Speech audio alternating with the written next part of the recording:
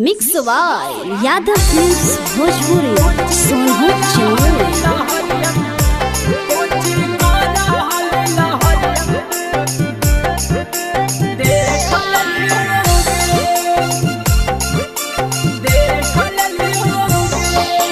देख लियोगे छोटिया देख लियोगे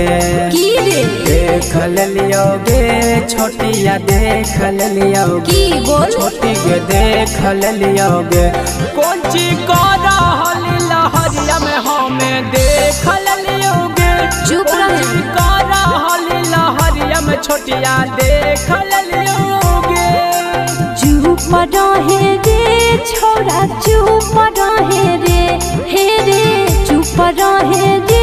छोरा चुप रहे रे छोरा रे चुप रहे रे जब जनते घर में मैया हमारा मायरा देते रे जब जनते घर में भैया हमारा मायरा देते रे।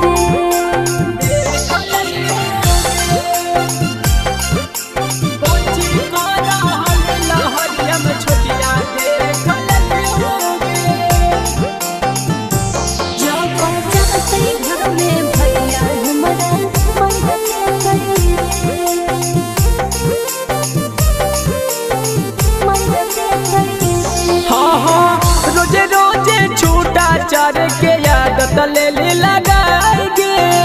आज तो डरावे पर गेली लाल पकड़ाएंगे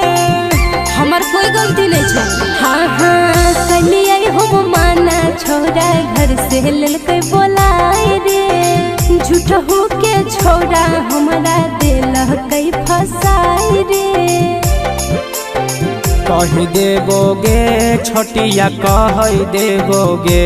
चुप रहो कह देवोगे छोटिया कह देवोगे छोटी के कह देवोगे छोटी के तोहर भैया से जाके हमें कह देवोगे कौन चीज कर लहरिया में हमें कह देवोगे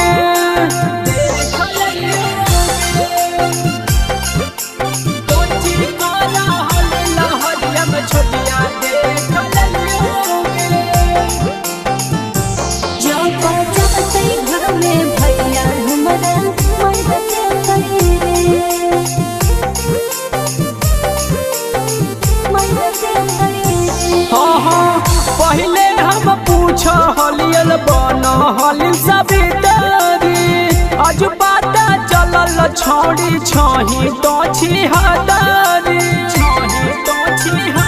हाँ हाँ ऐसन नहीं बोले छोरा नहीं कह रे बदनाम रे ले तो हमारा से मुँह बंद रखे के दाम रे कह देवोगे छोटिया कह देवोगे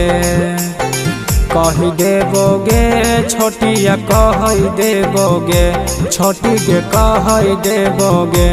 कौन चीज कर सवा जोरे कह देवोगे कौन चीज कर नवीनवा जोरे कह देवोगे।